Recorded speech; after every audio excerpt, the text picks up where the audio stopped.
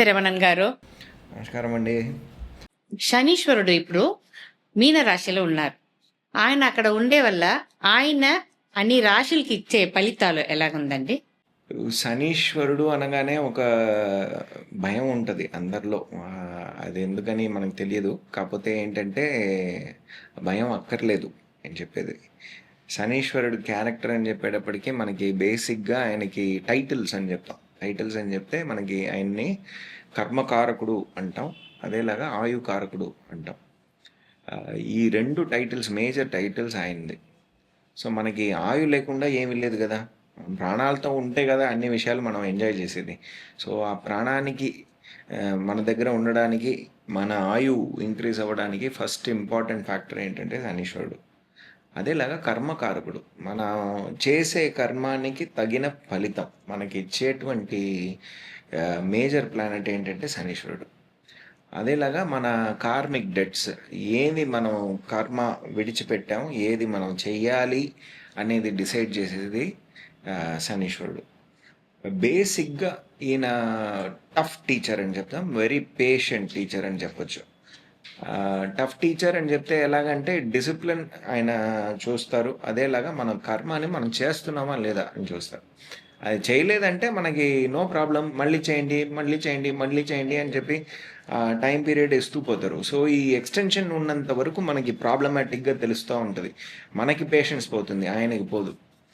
అదేలాగా చూస్తే మనకి major positions, మనకి 7.5 సాటర్న్ వచ్చేటప్పటికి అందరూ 7.5 స్టార్ట్ అయింది అనుకుంటాం. కాకపోతే ఏంటంటే ఈ 7.5 ఇయర్స్లో step by step improvement, progress, change అన్నది మన జీవితంలో వస్తుంది. ఆ చేంజ్ ఆ 7.5 ఇయర్స్ తర్వాత మనం చూస్తే మనకు తెలుస్తుంది, ఆహా మనం ఇక్కడ స్టార్ట్ అయ్యాము, ఇప్పుడేమో ఇంత చేంజెస్ వచ్చాయి మనలో అన్న ఒక పాజిటివ్ విషయం కూడా ఈ శనీశ్వరుడు ఒక పీరియడ్ మనకు చెప్తుంది.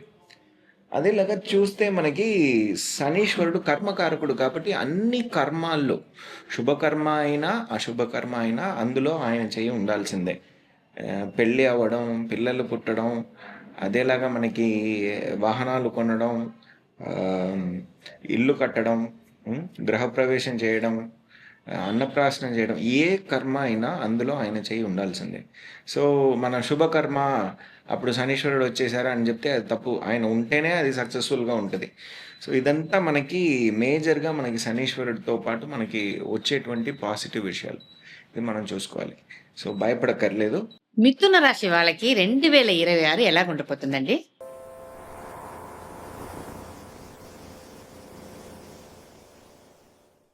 శనీశ్వరుడి ఒక మూమెంట్ అని చూస్తే మనకి జనవరి నుంచి ప్రారంభించి మనకి మే 17th వరకు ఉత్తర భాద్రపద నక్షత్రంలో ఉంటారు.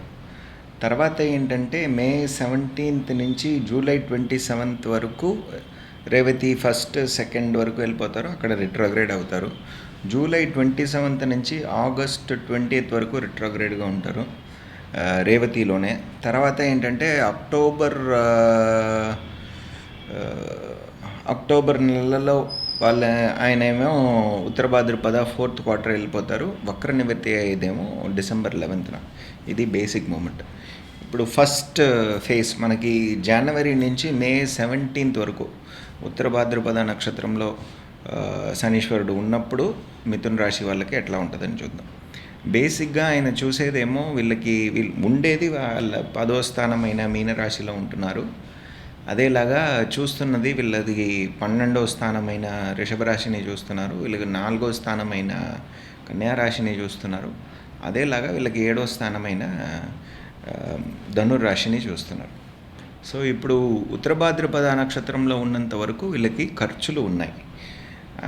అదేలాగా వాళ్ళ మిథున రాశిలో ఎవరెవరికల్లా శుక్రుడు శని కాంబినేషన్ ఉందో, శుక్రుడు గురువు కాంబినేషన్ ఉందో, లేకపోతే శని గురు కాంబినేషన్ ఉందో, శని శుక్రుడు కాంబినేషన్ ఇట్లా ఆల్టర్నేటివ్గా ఉన్నా సరే, బుధుడు మరియు శని ఒక కాంబినేషన్ ఉన్నా, బుధుడు మంగళుడు ఒక కాంబినేషన్ ఉన్నా, వాళ్ళకంతా ఈ టైం పీరియడ్లో ఏంటంటే పెళ్ళి కుదిరే అవకాశాలు, పుత్రప్రాప్తి వచ్చే అవకాశాలు వస్తూనే ఉంటుంది. ఎందుకంటే ఇప్పుడు మనకి జూన్ వరకు ఉన్న టైంలో గురువు ఒక దృష్టి వీళ్ళకి 5వ స్థానంలో కూడా ఉంటుంది. అదేలాగా పెళ్ళి కుదిరే అవకాశాలు చాలా బాగున్నాయి ఈ టైం పీరియడ్లో. అది అయ్యే అవకాశాలు, ఒక శుభకార్యం అన్నది, ఒక శుభకర్మ ఈ టైం పీరియడ్లో జరిగే అవకాశం బాగుంది. 12వ స్థానాన్ని చూస్తున్నారు కాబట్టి మనకి ఆ ఖర్చులు ఉన్నాయి. దానికి తగ్గట్టు ఎంత కావాలో అంత మాత్రం ఖర్చు చేసేటట్టు తగ్గిస్తారు శనీశ్వరుడు. ఎప్పుడు శనీశ్వరుడు విస్తరించడు, ఒక విషయాన్ని తగ్గిస్తారు.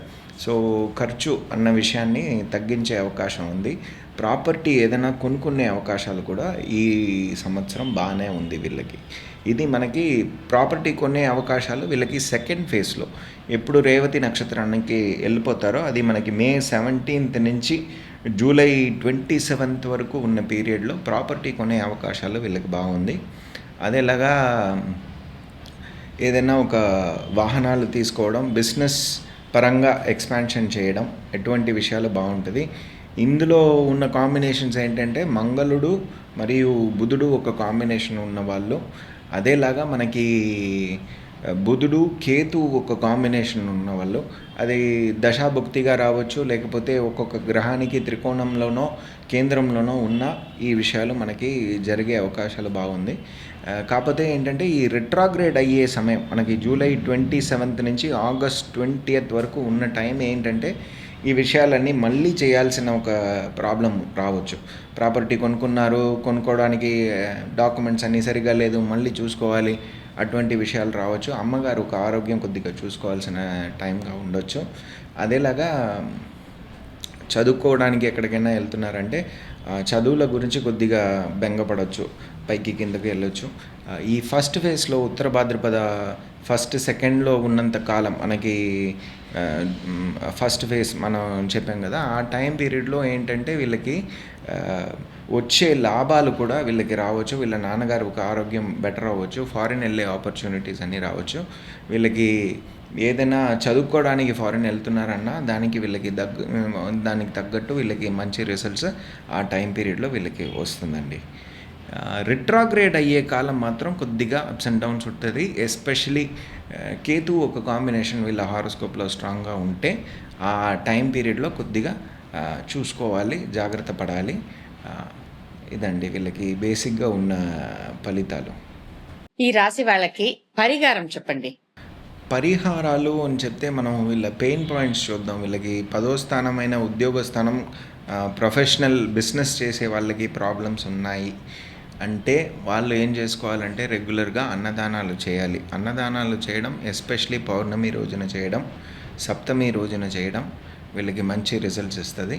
అదేలాగా గురువు శని కాంబినేషన్ ఉన్న రోజులో, గురువు ఒక నక్షత్రం ఉంది, శనివారము ఉంది అంటే ఆ కాంబినేషన్లో కూడా వీళ్ళు అన్నదానాలు చేస్తే మంచి రిజల్ట్స్ వస్తాయి. ఎస్పెషలీ పూర్వ పృష్ఠపద నక్షత్రాన్ని వీళ్ళు పట్టుకుంటే ఆ రోజున వీళ్ళు అన్నదానాలు చేస్తే మంచి రిజల్ట్స్ వస్తాయి.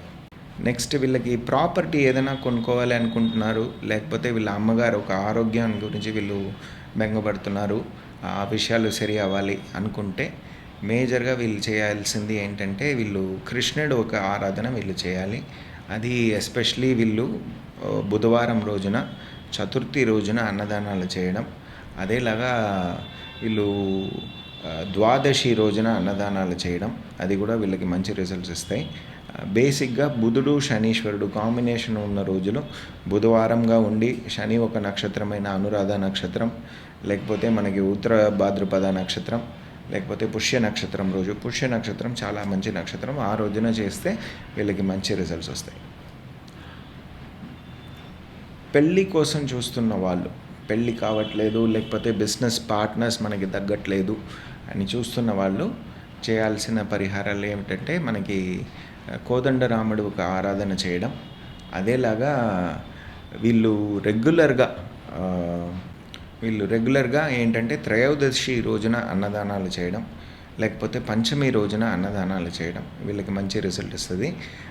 రామేశ్వరం వెళ్ళి రావడం కూడా వీళ్ళకి మంచి రిజల్ట్ ఇస్తుంది. రామేశ్వరం మంచి గురువారం రోజున వెళ్ళి రావడం వీళ్ళకి త్వరగా పెళ్ళి కుదిరే అవకాశాలు ఇస్తుందండి.